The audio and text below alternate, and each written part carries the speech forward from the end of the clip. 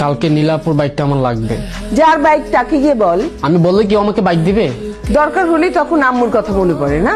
I নীলা, তোর বাইকটা একটু রাজের লাগবে কালকে। নিজের শখের বাইক আমার, প্রতিবার বাইক নিয়ে হয়তো রিক্সার সাথে না হয় বাসের সাথে কোথাও না কোথাও লাগাবি। আমি ওকে বাইক দিচ্ছি না। আব্বু তোকে যে গহনা দিয়ে গেছে সে গহনা বিক্রি করে তুই বাইক কিনছিস। আমার গহনা দিয়ে আমি কি করব তোকে জিজ্ঞেস করবো নাকি? দেখ আপু, কালকে আমার বাইকটা লাগবেই। কালকে আমার একটা ইন্টারভিউ আছে। আবারও রাজের বাচ্চা রাজ, আজকে তোর খবর আছে, দাঁড়া। আচ্ছা আপু একটু সময় দেন, ফাদ ভাইয়ের বাইকটার কাজ করছে তো, এটা ঠিক করার পরে আপনারা ঠিক করে দিচ্ছি।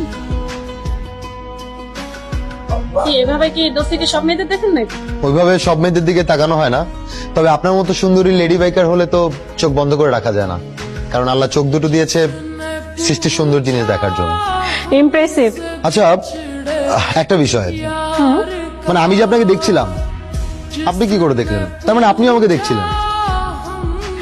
না আসলে তেমন কিছু না। তো বাইকটা আপনার অনেক শখের মনে হচ্ছে। খুবই শখের, তবে ছোটবেলাতে বাইকটা গেলে এখানে মাঝে মধ্যে আসতে হয়। ছোট ভাইরা আসলে একটু এরকমই হয়, শখের জিনিস নিয়ে একটু টানাটানি করে। শখের জিনিস নিয়ে টানাটানি করে, তবে সবকিছু সহ্য করা যায়, কিন্তু আমার বাইকের কোনো কিছু হলে আমি মেনে নিতে পারি না। মনে হচ্ছে বাইকটা আপনার সেকেন্ড বয়ফ্রেন্ড। ফার্স্ট আর সেকেন্ড নাই, একটাই বয়ফ্রেন্ড। আচ্ছা, এটাও বিশ্বাস করতে হবে? দেখেন আপনি যা ভালো মনে করেন। তাহলে আসি, দেখা হবে। অপেক্ষায় রইলাম তাহলে। এত ভালো একটা সম্বন্ধে এসছে, তুই এবার আর না করিস না মা।